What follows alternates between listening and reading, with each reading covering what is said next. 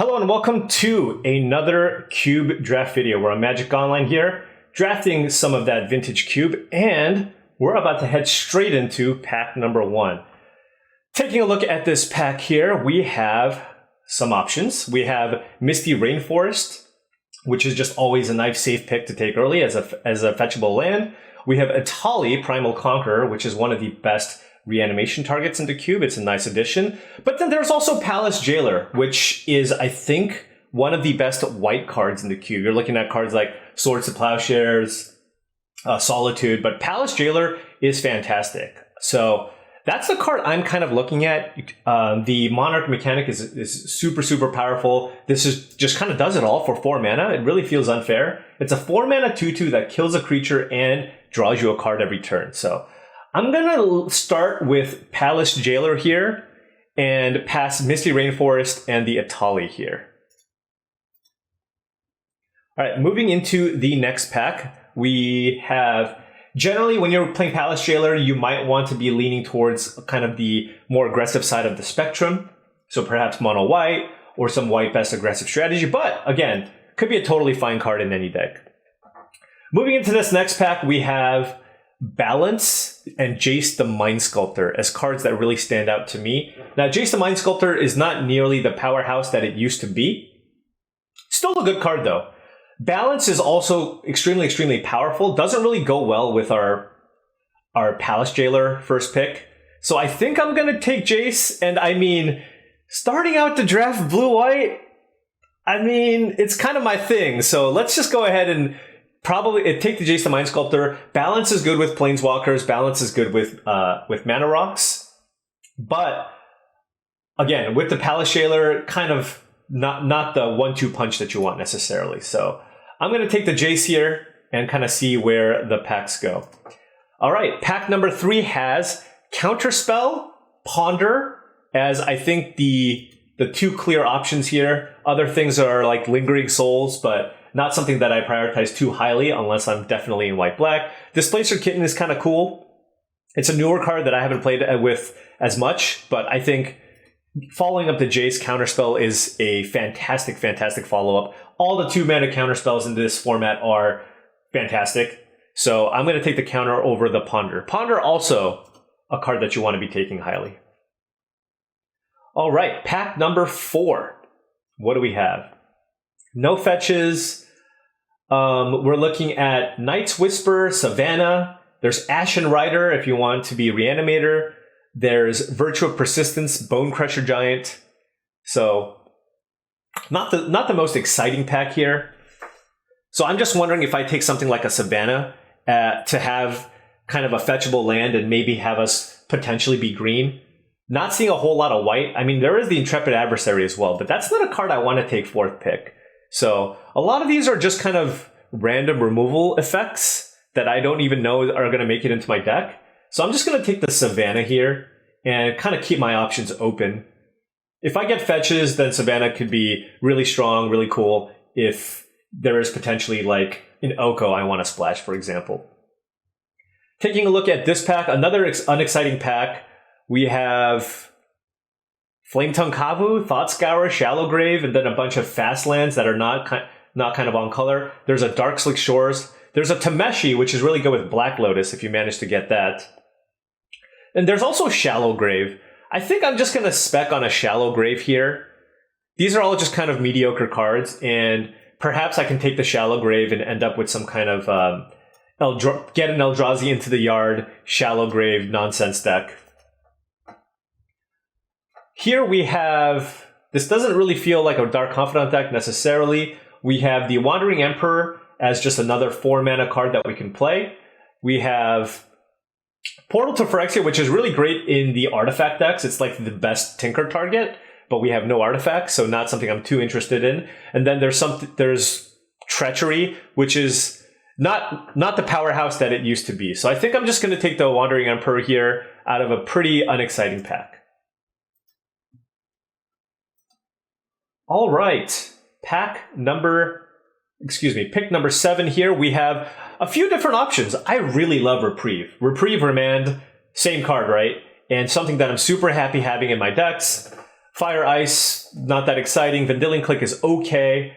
The Ralgren Triome is just a nice blue-white land to have, but I think the value of having Reprieve is higher, so we are well on our way, folks.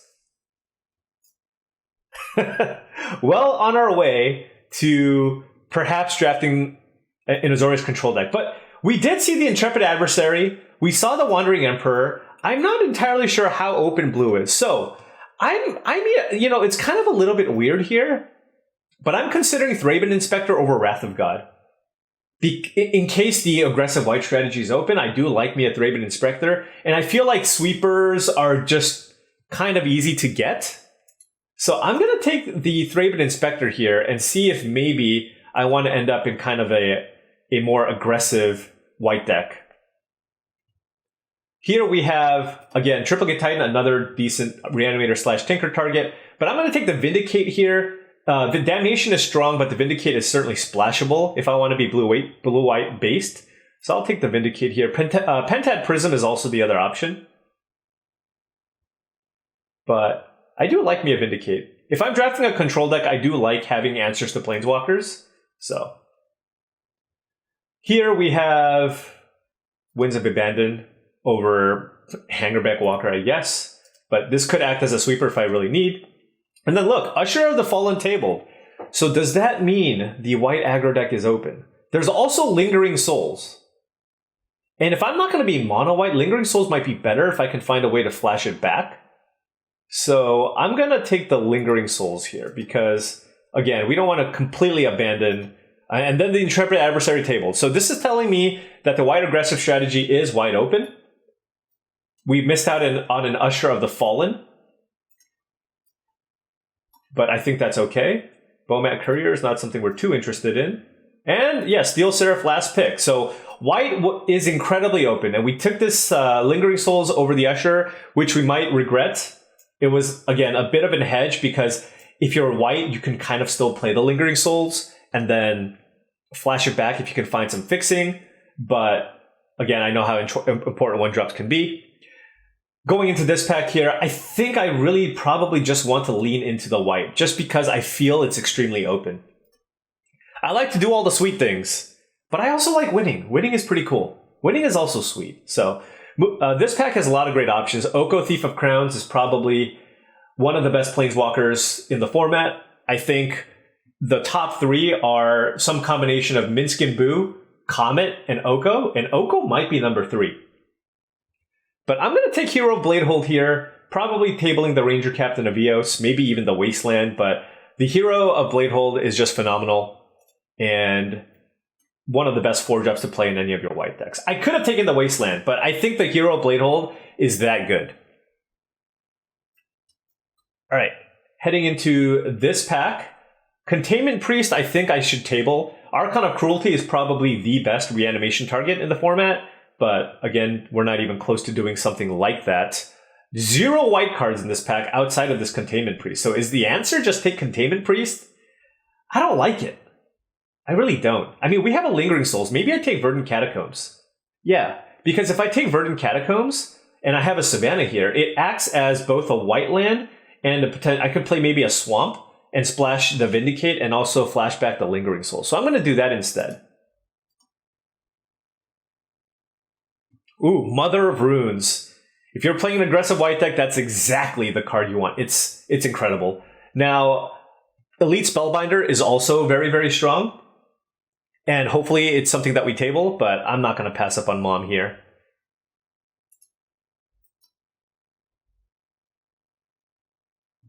All right. And here, again, no white cards in this pack. So I'm just looking at a Silent Clearing because it does give us the option to splash black. Now it's looking like Lingering Soul. The Lingering Soul's flashback splash is pretty free.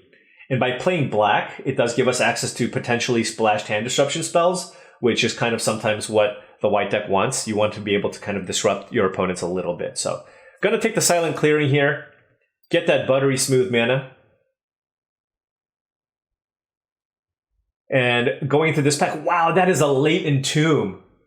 That is an extremely late Entomb. Entomb is incredible. Incredible. A lot of things you can do with Entomb. If you draft kind of the lands deck with Strip Mine, you can Entomb and then draft cards like Ramunap Excavator or Crucible of Worlds, or of course, obviously, in the reanimation strategy, it's also good. For us, there is a Hallowed Fountain if I wanted to maybe go blue-white, but I think my white requirements are going to be so high, it's unlikely that I'm going to be able to play these blue spells. So I'm just going to take the Monastery Mentor because it's just a much more reliable spell that I can put into my deck. Here we have Jace Vryn's Prodigy. Good card, but I'm going to take Seasoned Hallowblade. I think at this point we've pretty firmly established that we want to be the aggressive white deck. And I'm just going to actually even put these in the sideboard. And that pains me, folks. Putting a counterspell and a Jace the Mind Sculptor in the sideboard is not where I want to be in my life. But this is where we are. So here we have Savine's Reclamation versus Bloodchief's Thirst. I'm going to take the Reclamation. I think this card could be useful in the controlling matchup, so I'm going to take it here. Wow, yes. And white, of course, incredibly open here. There's a Selfless Spirit and also a Thalia, Guardian of Thraben. Both cards I love having in my white decks, but I'm going to take the Thalia here. There's also an Ancient Tomb, but I think I want to be curving out, and so I think I want to take this. Oh man, I want to take all three of these cards, but let's go with the Thalia here. We want to slow our opponents down. And then here we're going to take a Ranger Captain of Eos, and we have a Mother of Runes and a Thraben Inspector, so pretty happy. And look, the Containment Priest tabled, and there's also a Tide Hollow Sculler. I think the Sculler is going to be a little bit difficult to cast still, so I'm going to take the more consistent option here and take the Containment Priest, just because even if we don't main deck it, it's a phenomenal sideboard option against Reanimator. Oh, and Paulo tabled, the former world champion. Thank you. We will take you on our team, and we appreciate you very, very much. So, here we go. 1, 2, 3, 4, 5, 6, 7, 10, 12, 15 cards here. All cards we're relatively happy playing. This is kind of the maybe pile, and then we have the Containment Priest here as well. So, kind of liking this. Only, this archetype is super duper open. I know even in the Vintage Cube, the white decks are a little bit weaker than they have been in the past, but I mean, when it's this open, I feel like you still got to take a shot. All right, Leyline Binding. Temple Garden is really unnecessary as we have the Savannah, but I don't know that I'm Leyline Binding here. Oh, maybe I'll need this. I'll put it in the sideboard here.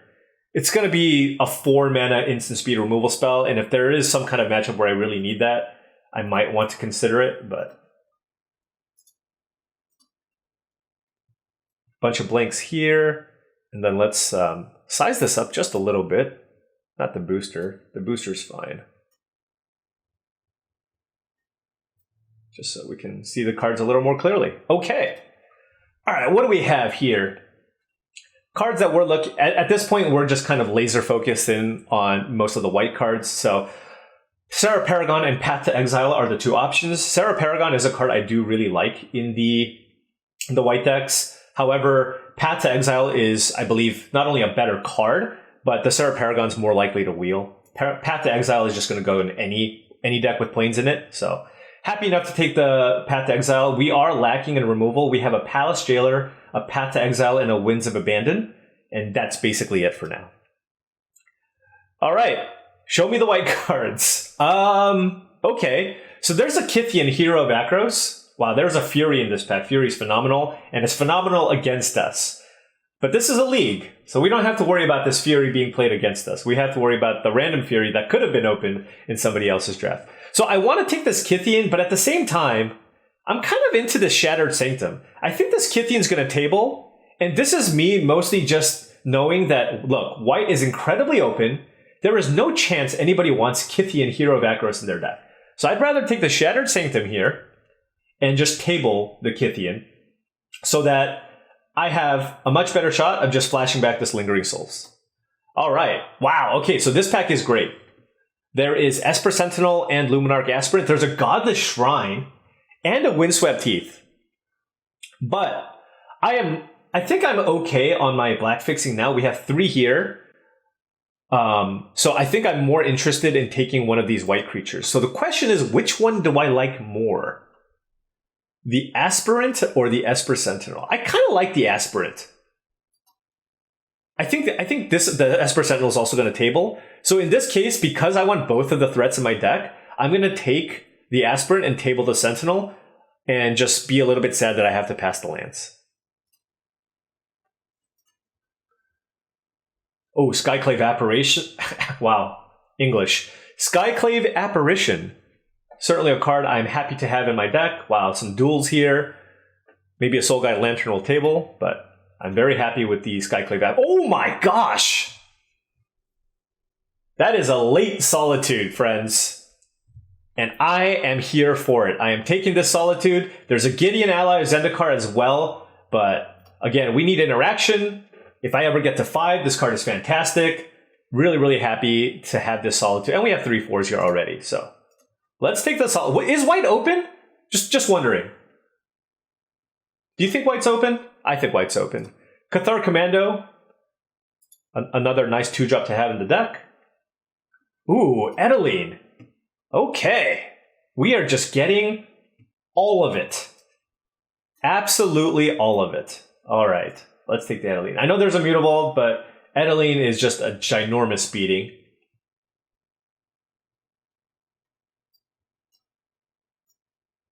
Put some of these spells here on the side just so I can get a better sense for what the curve looks like. These are all of our spells. Can probably cut the Ranger Captain if these are the only 2 threats or only 2 cards to get. Wow, Parallax Wave. All right, I will take the Parallax Wave. Another great way to just kind of clear the board. So now we're looking pretty good on interaction, right?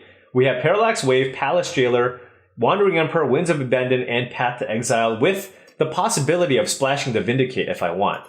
Gonna take the Serra Paragon here. We're a little bit heavy on 4s now, but I think we can trim the worst one. And there you go, Kythian tabled. So everything is going exactly according to plan. And now we have the Esper Sentinel 2 that wheeled, and we have all the 1-drops, a great curve, good interaction, probably 2-1.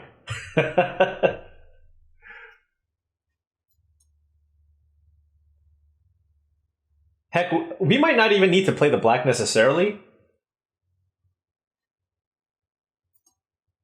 But we can certainly afford to if we want.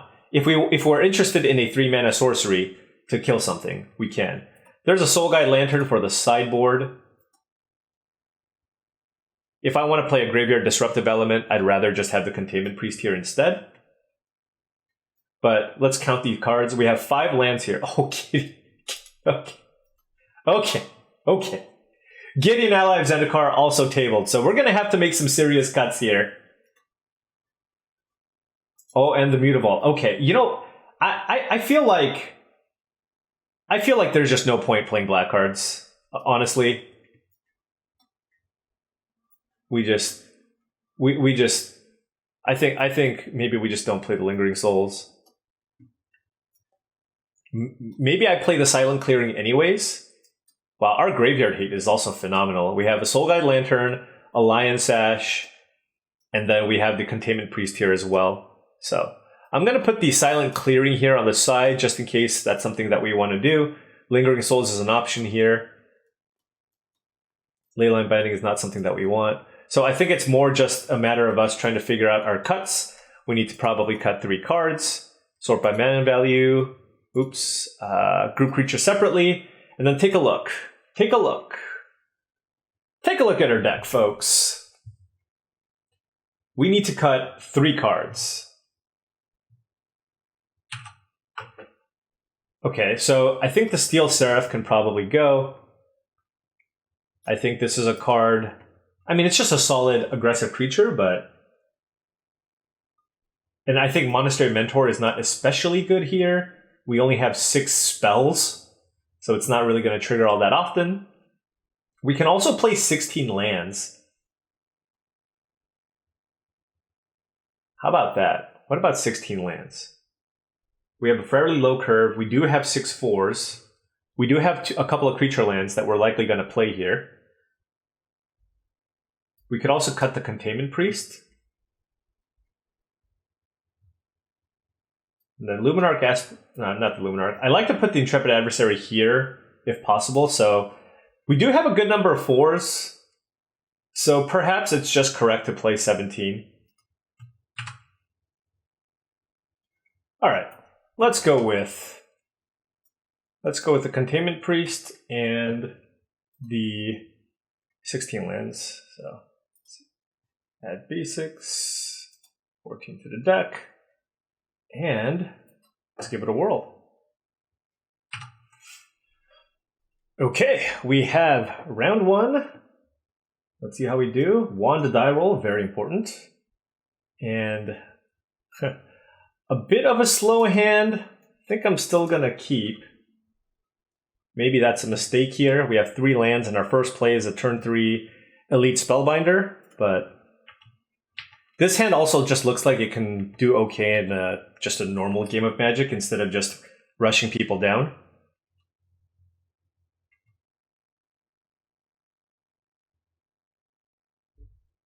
Windswept Heath fetches Tropical Island into Delighted Halfling. Okay, so not something that I want to Solitude. Ooh, and that's a good draw off the top. Turn 2 Seasoned Hallowblade. Great beater here. So now our curve's looking a lot better. We can go turn 2 Hallowblade, turn 3 Spellbinder into turn 4 Wandering Emperor or Sarah Paragon, and then also a Solitude in our hand. Is this an Oko? It is an Oko. All right, so they just played a turn 2 Oko off a Delighted Halfling, probably making a food.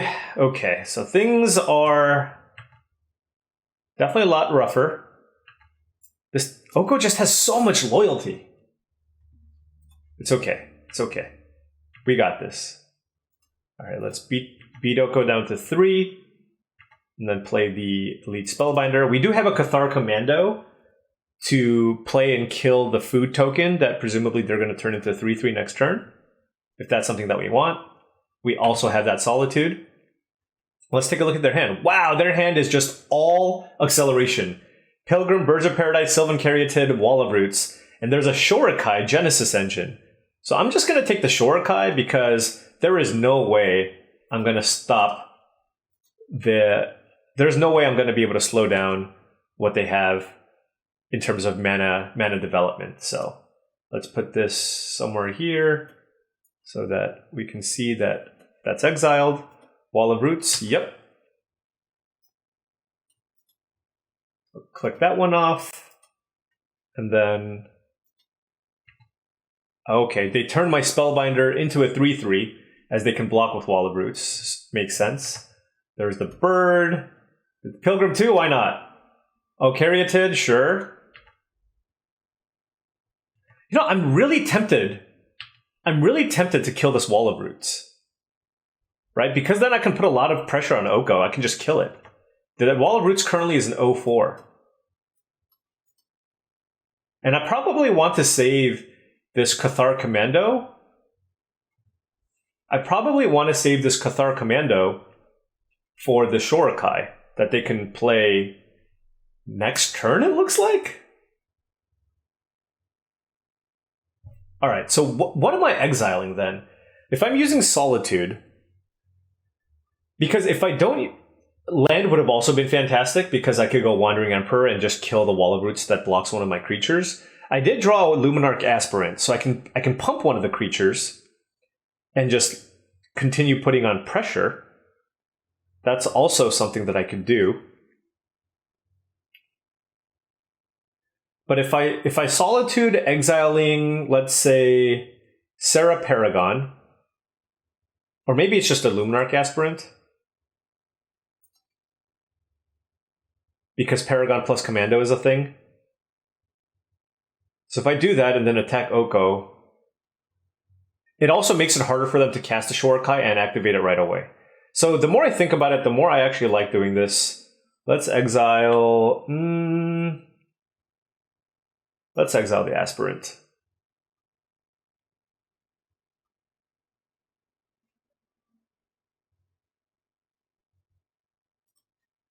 Let's exile Wall of Roots. They don't gain any life. All right.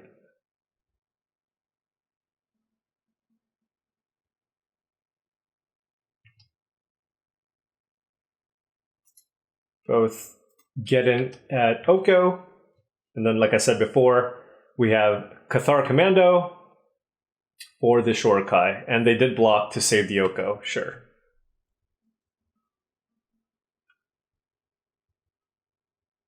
They do need one, okay, so they do need one more land to play Shorikai, and they don't have it. I will play out this Commando, because if I draw a land, I have the Wandering Emperor, and if I attack, I can just use a Wandering Emperor to pump. Winds of Abandon. Not great here. So again, I want to just keep pressuring the Oko. Now, if I Winds of Abandon, if I Winds of Abandon a Delighted Halfling, it does guarantee an Oko kill. So I could do that. The only bad thing is that it would mean that my Cathar Commando would trade with an Avacyn's Pilgrim, and then I wouldn't have a way to stop the Shorikai.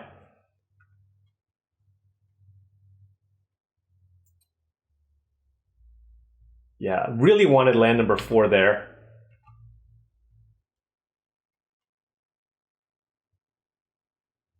So I think I'm just going to attack Oko with these two. Keep Cathar Commando back. And if they just keep blocking with Mana Dorks, then they're just never casting Shorikai. And then we'll just discard Winds of Abandon. Although now that gets scary, because now if they draw a big creature, I'm kind of in trouble. But what else am I discarding? I could also let this happen.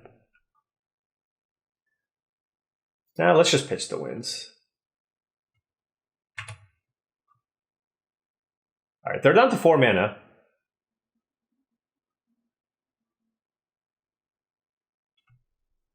The thing is, I don't really want to give, like, as they're blocking with their mana creatures, I don't want to give them mana with the Winds as well.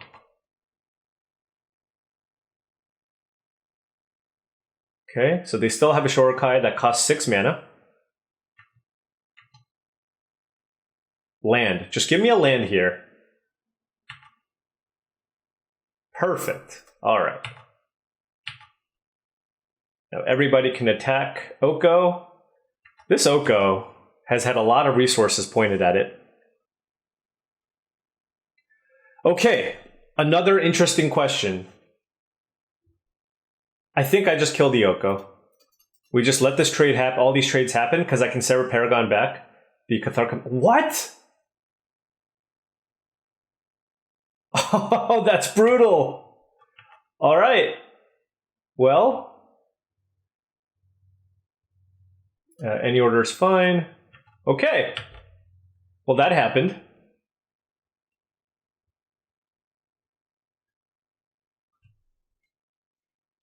Okay, so now they have a 3/3.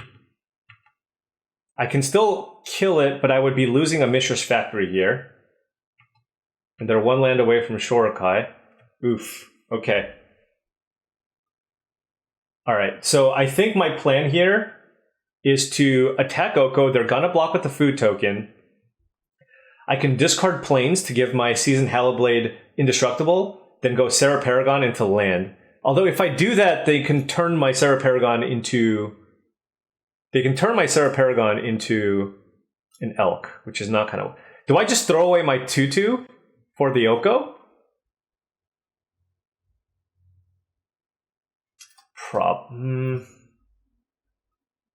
Yeah, I mean, it's the only way I'm going to kill the Oko, so yeah, probably. All right, here we go.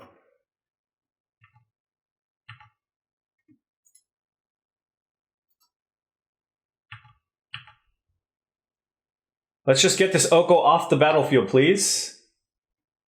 Let's play this land. All right. No, okay, so they get the Shorikai now.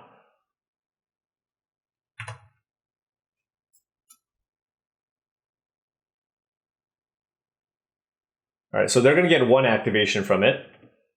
We're going to play Sarah Paragon, play the factory from the graveyard, and attack. All right, so obviously they're playing the type of deck that has way better top decks than we do. We managed to fight through everything, and yeah, this is going to be, I think, obviously completely depends on what they draw, but I feel a little bit behind here. Especially if they can find a way to deal with the Sarah Paragon, then it's going to be really bad. Okay, okay. So they did not find an answer for that. Let's play Thalia first.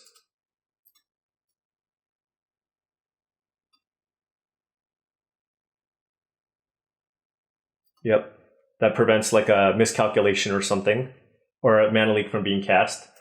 Then let's play the Cathar Commando.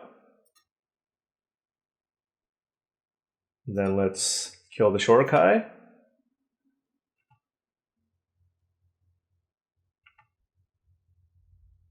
Then let's attack with the Angel. And I'll keep the land in my hand because this allows me to block this card, and then I can always play the planes off the Paragon afterwards. All right, so they're on 1 card. What is your last card? Nothing? Okay. Okay. I like nothing. We'll play this one. Okay. What you got for me? Okay. Craterhoof. Oof. That is not nothing. Okay. Well, now it costs 10 mana. Now it costs 10 mana. Can attack with this.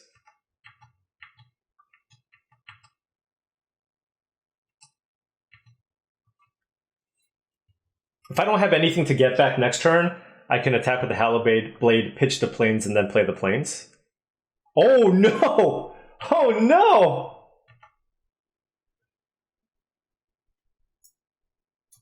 Okay. Okay. I see what you're trying to do here. Oh, that's phenomenal. Palace Jailer. All right. So let's go ahead and just kill the food token. Yes. Whew. All right.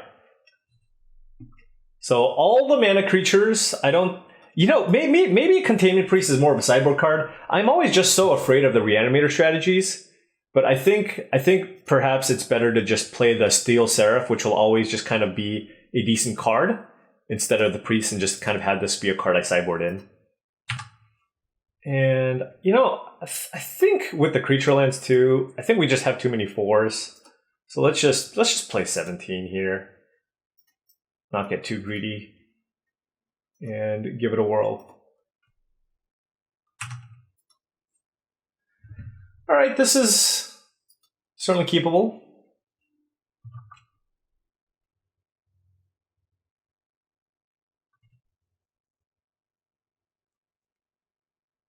Don't think Containment Priest is especially good in this matchup unless they have Natural Order. So I don't know if I should keep it in just in case. All right, we have an answer for the Oko. We don't have to spend 5 turns attacking every turn to get it off the battlefield, but they have all the mana ramp cards. So definitely concerning here. But they did mulligan. We have the answer to Shorikai. But this is the turn, right? We're untapping and we're playing 5. We have 5 mana sources. Wow, nothing. Okay.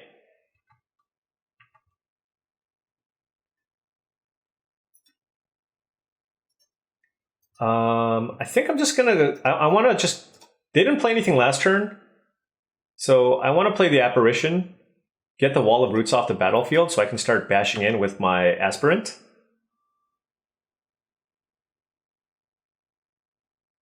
Let's see what they do here. Okay. Nothing. All right, let's pump the Aspirant.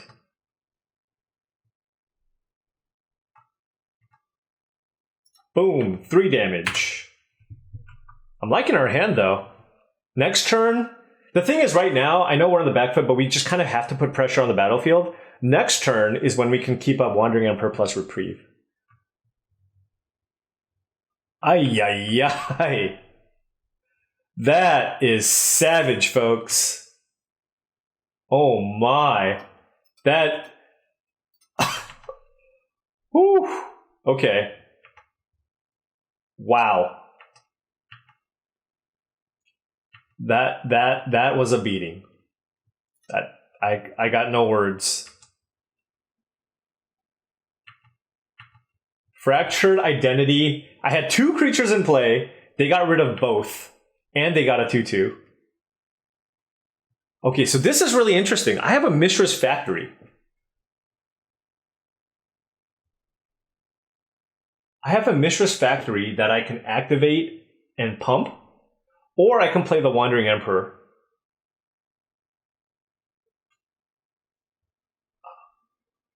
I'm gonna Factory? Okay.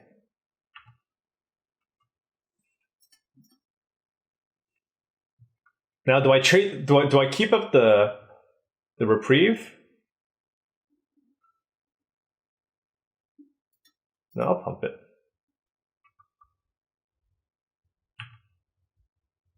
Oh my goodness. Okay. That if you want the tightest plays in all of Magic, this is the channel for you folks.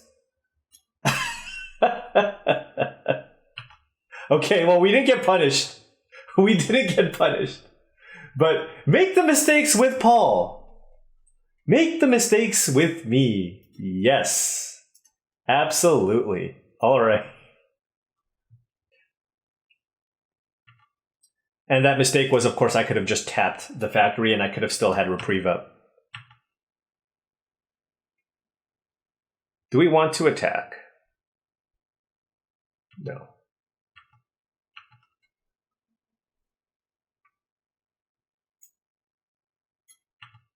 All right.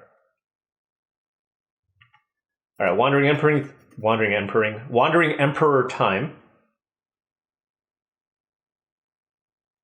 All right, so what on earth is this? Oh, Force of Will. Okay. Let's crack the clue, find something good. That was something good. I'm going to play the thing that was good and be very happy. All right, so we do have to be mindful of Craterhoof Behemoth, 3, 4, 5, 6, 7, 8.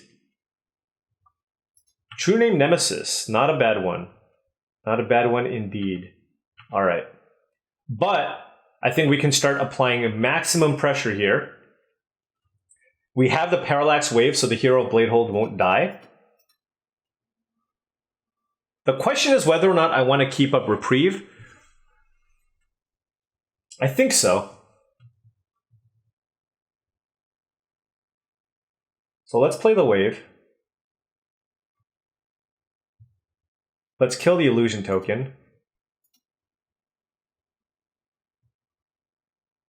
And then the question is, hold on. Let's think here. Does Craterhoof kill us? 1, 2, 3, 4, 5, 6, 7, 8. And then it's what, 5 plus 5. So, oh, we have a Parallax Wave. What am I saying? Craterhoof does not kill us. So let's just...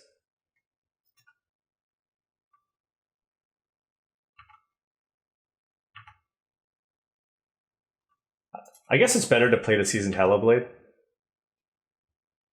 Let's click on this first. Battle Cry.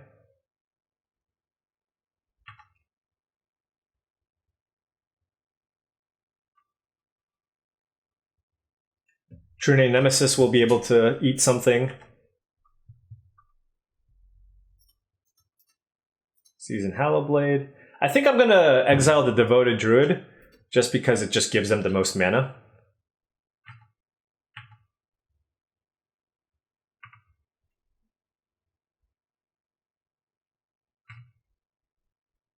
and then try to close things out next turn with loads and loads of damage.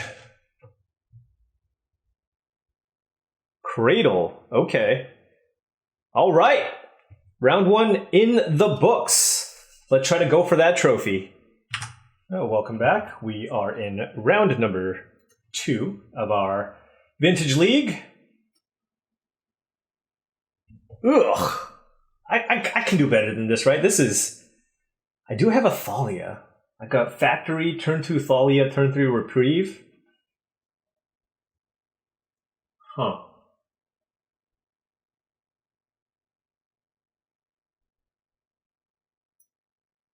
Eh. We here at this channel are not fans of mulligans. Look, Mistress Factory is basically a spell. So then it's just 3 lands, 3 spells and 4 lands. Alright, well, we'll see what happens. So Imperial Seal has been cast. They're playing Shenanigans. Our hand is not bad against Shenanigans. Thalia? It's not great because there's no actual creatures, but Adversary was good. So now we have a smooth turn 2 Thalia into turn 3 Reprieve, into turn 4 Adversary. Swamp, Imperial Seal. So it could be any number of things. Second Swamp, Reanimator maybe. Doomsday. I still want to pull off the Doomsday deck. I have not drafted it yet, but it looks really, really sweet. Dothy Voidwalker. Interesting. Okay. Well then. Think I'm just going to keep up Reprieve this turn.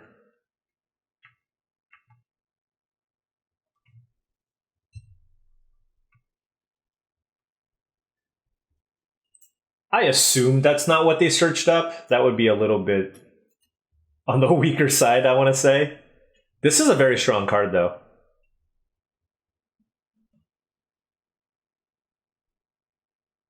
Okay, green-black.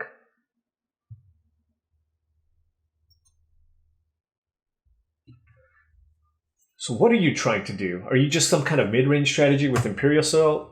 Generally, I don't like playing cards like Imperial Seal unless I'm trying to do something really strong. Could still just be some kind of recurring nightmare deck or... Ooh, Mox Emerald, okay. Not the ideal Reprieve target.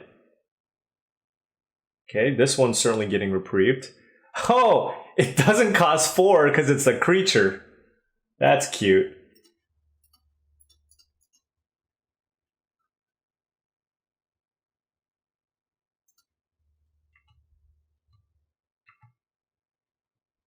All right. Well, this is the play that we have to us. So, but it looks like this could potentially be a grindier matchup. So, already thinking about some cards in the sideboard. Savine's Reclamation, maybe Lingering Souls. But we'll see. This is the Grist. Okay, so they can make a 1/1. We can kill the Grist though, and the Voidwalker has Shadow. So not too rough. Okay, so there is a life death. So there are some Reanimator stuff happening here, unsurprisingly. Rot Farm, okay.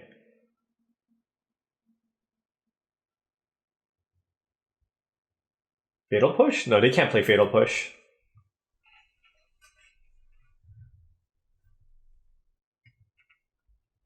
So we could jam the Wave just to get in for more damage. They're at 13. Could just do that. Yeah. We wave away the insect. Kill Grist. Attack them for 3. And then we have a potential lethal attack next turn with Parallax Wave in play. Right, because we have Mishra's Factory that can attack as well, so that's an attack for 10.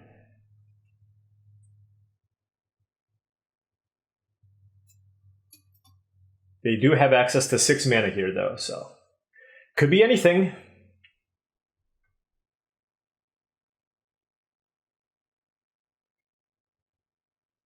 So Containment Priest stays in. What else are we thinking about here? We have a Seraph. Certainly don't need the Seraph in this matchup. Knight's Whisper, okay. They're at 8. Okay. We have this is lethal. We'll take it.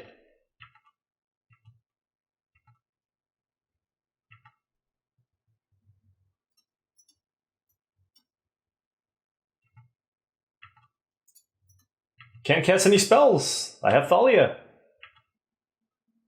All right, boom. So again, it looks like it's just some kind of black-green mid-rangey reanimator deck. I like having the Containment Priest in here. Seraph we don't need. Could go with something like a Gideon. Oh, so there's Soul Guide Lantern and Lion Sash. I feel like I probably just want both.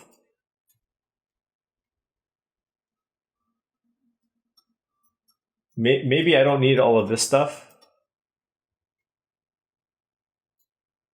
And then we're on the draw, so maybe we can cut a land on the draw.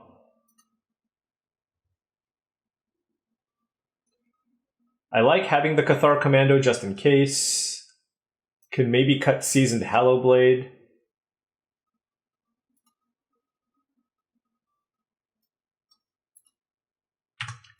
Yeah, well, we brought in a 2. We can probably afford to remove that, and we'll go with it.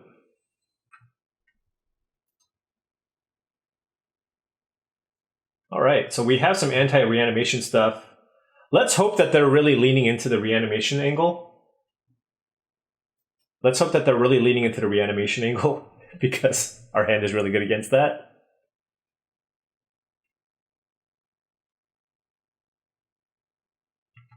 I mean, when you're playing Imperial Seal, probably trying to go hard on the reanimation stuff. Got good removal. I mean, this is kind of the ideal hand.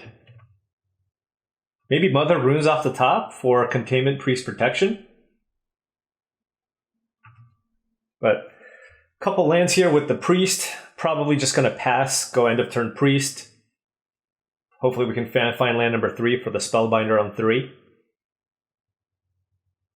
The only thing with black-green is there's not nearly as many ways to put cards in your graveyard as opposed to red-black, which is why you see red-black as the more common reanimator deck, because with red you have access to Faithless Looting, among other cards. Bloodtithe Harvester, Fable of the Mirror Breaker,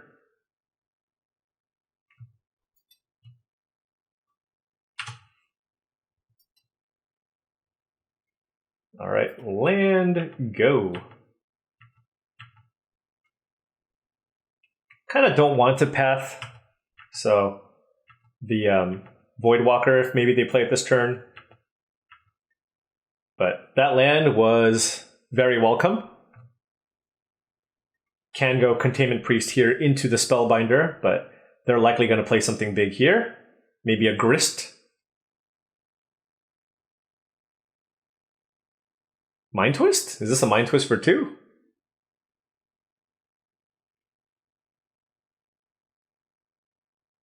Phyrexian Fleshgorger. 3/3 Menace Lifelink. Okay. Well, again, I don't want to give them lands, so I'm just going to play this out. Mother of Runes, you're a little bit late. I think I just have to play the Spellbinder here. This is a good turn to do so. They can play all kinds of stuff. And wow, okay. Interesting. So they have a Fatal Push that they can definitely cast on the Containment Priest, and then they have Recurring Nightmare. So they really want to get one of those large creatures in the graveyard. So because they can already cast the Fatal Push, I wonder if I just make it so that the Recurring Nightmare costs 5. I do have a Lion Sash, but yeah, I think I just want to make the Recurring Nightmare more expensive. I want them to be able to cast that later. So this is exiled like this, and then we can remove it. Nope.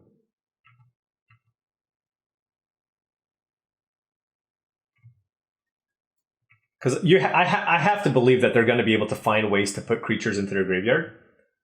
So it is going to be a little bit annoying to try to race this Flesh Gorger, but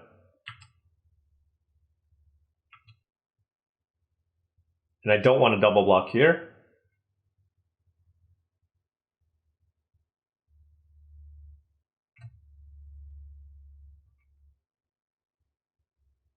So we bash in for 5. We have a Mother of Runes. Again, I don't want to kill the Gorger just yet. We're going to just try our best to race it. Land there would have been nice. Beat down. I imagine Containment Priest is getting killed here no matter what. Yep. All right. And then we'll just play Mother of Runes and the Lion Sash. We do have the Sarah Paragon to get back the Containment Priest. But they're on Battlesphere, Titan of Industry, Exiled Recurring Nightmare, and 2 blanks. Land. I would love a land. Just don't give me like a 4 drop, okay? Can we just agree for that? Okay. Land accepted.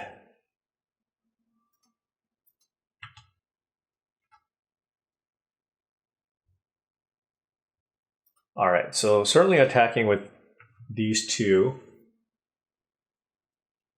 I can Wandering Emperor the Flesh Gorger.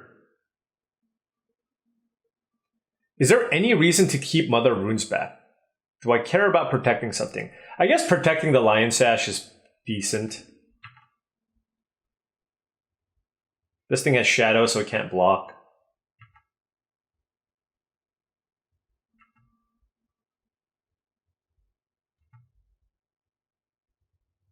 Yeah, so certainly want to exile the Lifelinker so we can try to race a little bit better. Does have menace, so I can't block with Mother of Runes. And I want to play this Wandering Emperor after they attack, so of course they can't kill the Wandering Emperor. Let's exile this.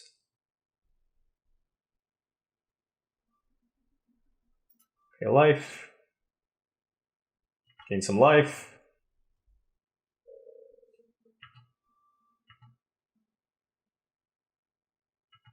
And so now we're still looking at the 2 big cards in their hand. Recurring Nightmare exiled and 2 unknowns. Next turn we can kill the Voidwalker. We could maybe kill the Voidwalker. What is being necromancied? My Containment Priest? Okay. I see. Well, I'm not too concerned about that. I'm more concerned about the Wandering Emperor dying. Because this goes both ways. Ooh. I like that.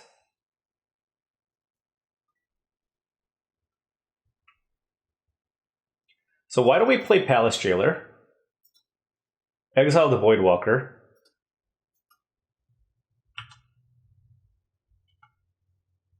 And then put a +1/+1 counter on. Could put it on the jailer, because then I can just block the containment priest and not and still keep up mother runes. So yeah, let's just put one there. And just attack with the flyer. Okay. You draw a card. All right, things are looking pretty good here. Mom's set up for the protection. Wandering Emperor is pretty safe. We got the 3/3. The thing is, if I put the counter somewhere else, then I would have to block, and then I'd be the first one blinking using the mother runes. So if I make this a 3/3, I can just put this in front of the priest. All right, 2-0. One more for the trophy. Round 3. Let's do it. Yeah, this is totally fine. Got some removal. Got some stuff to do early.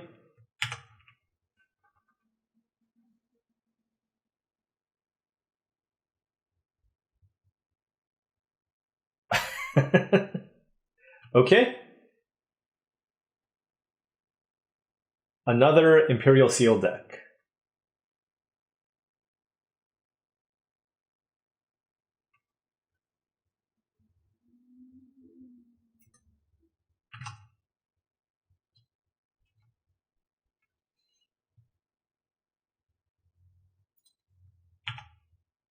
All right, well, again, Swamp.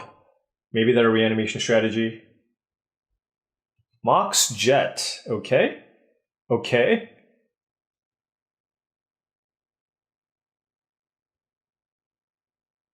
Graveyard Trespasser. All right.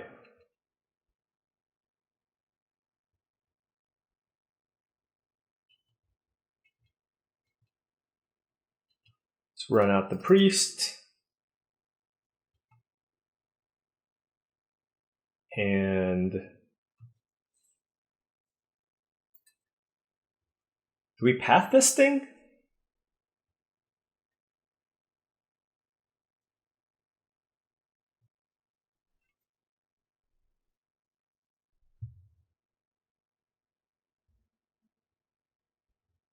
Passing feels pretty bad. I could just play the Intrepid Adversary. Excuse me. I could just play the Adversary here as a 3/1, just so that this doesn't flip. But that's also less than exciting. Yeah, let's just kill it. We still have Solitude up here. Just keep putting some pressure on. I do think I want to hold the Adversary.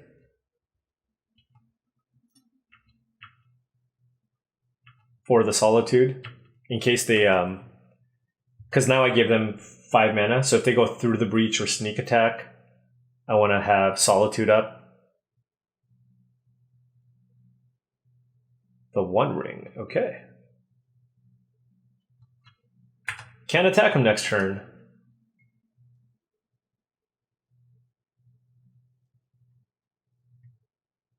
Ooh.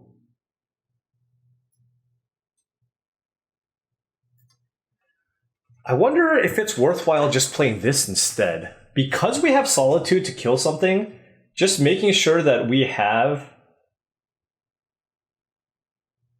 the monarchy for a while seems good. I don't know.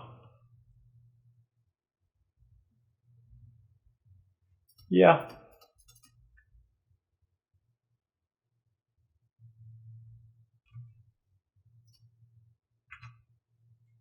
I'm the monarch. And no point attacking because of the One Ring.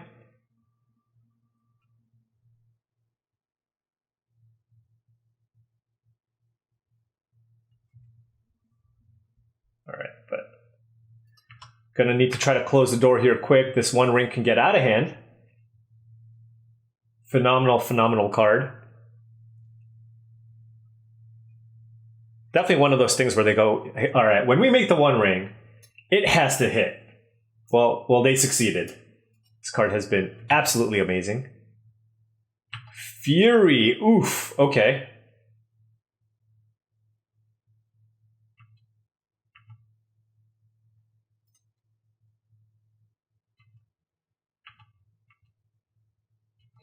I draw land. Okay, no land. In which case we go... There's Luminarch Aspirant. I do like the adversary, so maybe I just run that out because I'm probably gonna... I mean, I guess I don't have to Solitude. I could just take 6.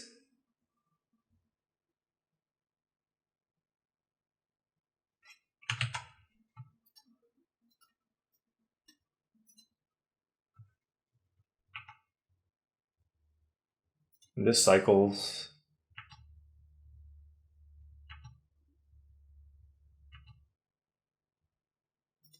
Let's pump this up. No, I'm... Oh, maybe I should pump this up. Well, we'll see.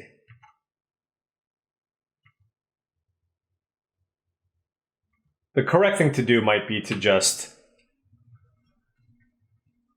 Solitude the Fury anyways. But they have just far too many cards right now.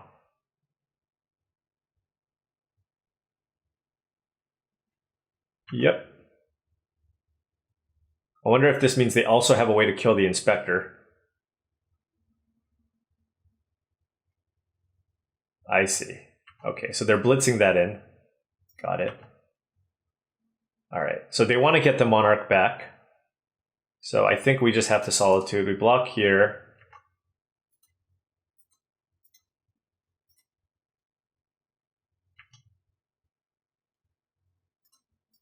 Exile this.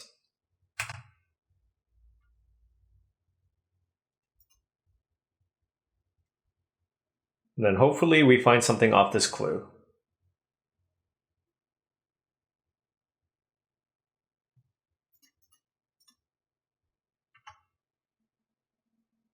Okay.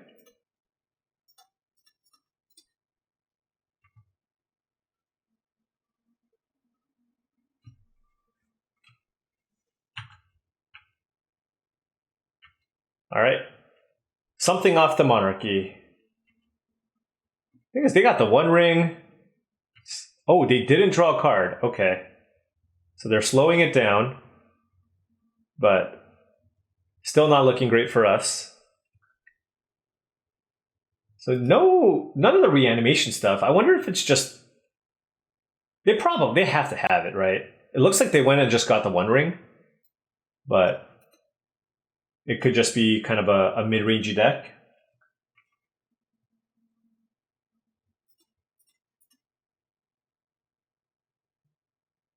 But it does make me decide. It does help me decide whether or not, like, how I want to sideboard, right? Do I bring in the Lion Sash in anyways, just because?